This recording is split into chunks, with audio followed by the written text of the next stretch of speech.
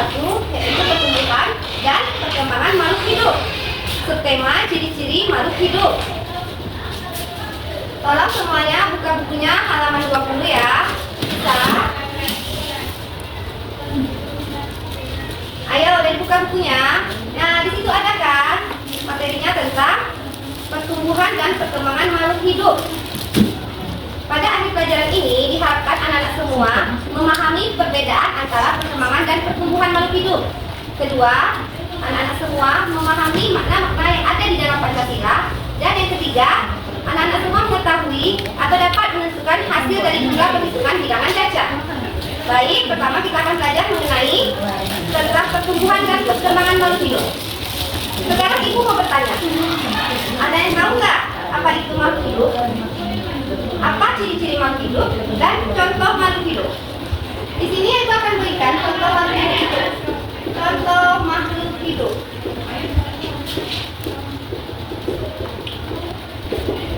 Pertama itu ada manusia. Kedua itu ada hewan. Dan yang ketiga itu ada tumbuhan. Makhluk hidup itu seperti ini. Ibu ada gambarnya di sini.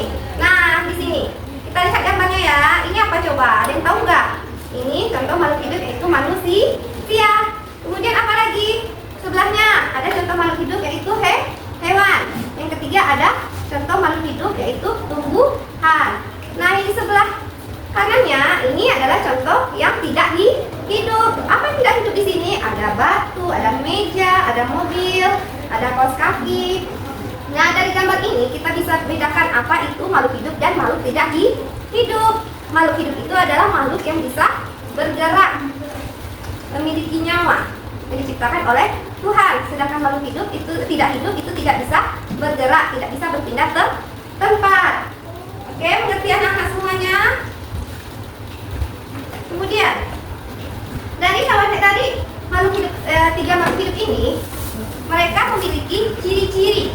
Yang pertama, mereka ciri-ciri makhluk hidup.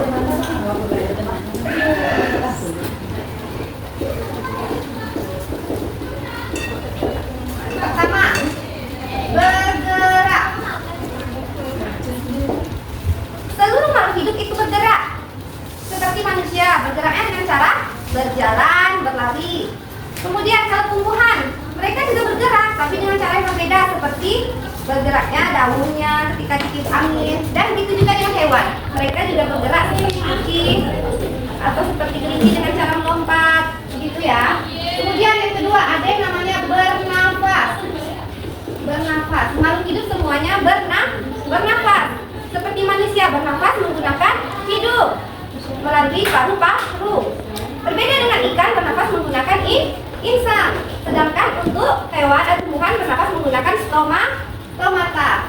Kemudian yang ketiga, berkembang biak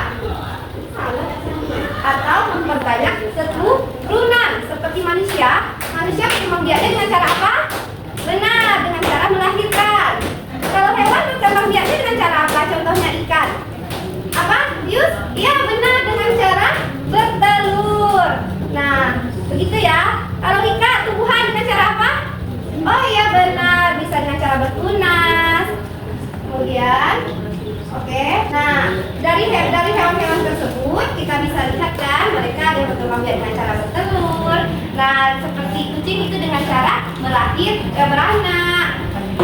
Nah, hewan-hewan ini membutuhkan berkembang biak untuk meneruskan keturunannya. Kemudian di sini ada yang punya hewan peliharaan nggak? Apa? Ada? Apa coba? Kucing. Nah, terus apa lagi? Ayam. Nah, kira-kira ayam kalau berkembang biak dengan cara apa? Bertelur, betul. Ada yang pelihara ayam nggak di sini? Ada. Desi pelihara ayam? Oh iya, bertelur nggak ayamnya? Bertelur. Berapa telurnya? 5. Oke, 5. Ayam Desi ada telur 5. Kalau hari ini ayam Desi bertelur 5, kemudian besok bertelur lagi 2. Kira-kira berapa sih jumlah telur ayam Desi sekarang? Berarti jumlah telurnya ditambah 2 karena ayamnya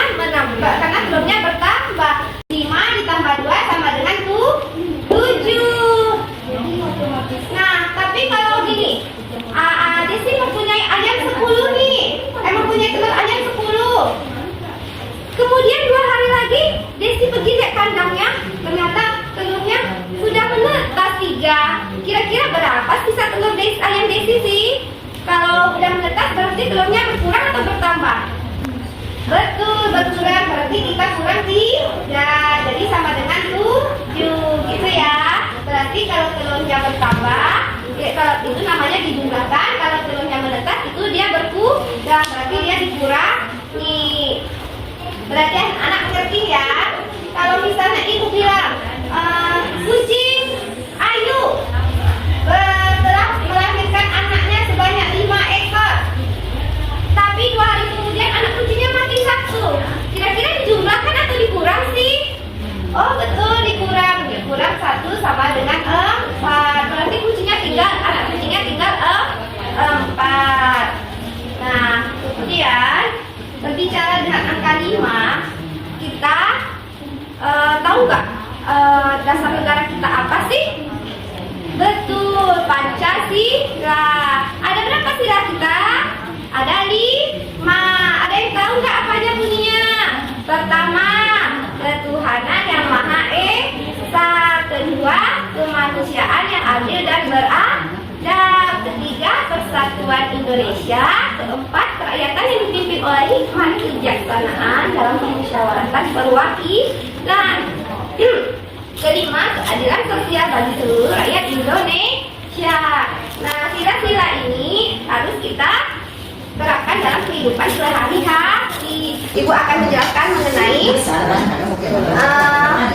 menerapkan sila dari sila pertama, yaitu ketuhanan yang Maha Esa, di mana berarti kita harus bersyukur atas nikmat yang telah diberikan Allah atau Tuhan. Dengan cara apa?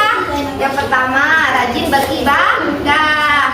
Kedua, mengerjakan ibadah dengan tepat waktu.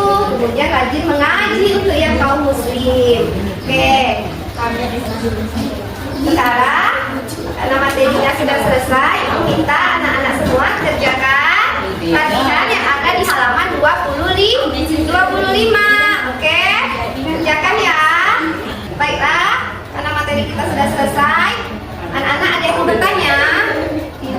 Tidak ada. Bagi yang sudah selesai mengerjakan latihannya bisa tolong kumpulkan di atas meja ya. Nah, sekian pelajaran dari Ibu. Semoga apa yang telah Ibu sampaikan bisa dimengerti oleh anak-anak semua. Sebelum selesai pembelajaran, mari sama-sama kita mengucapkan Alhamdulillahirabbil alamin. Sekian dari Ibu. Wabillahi taufiq wal hidayah. Assalamualaikum warahmatullahi wabarakatuh.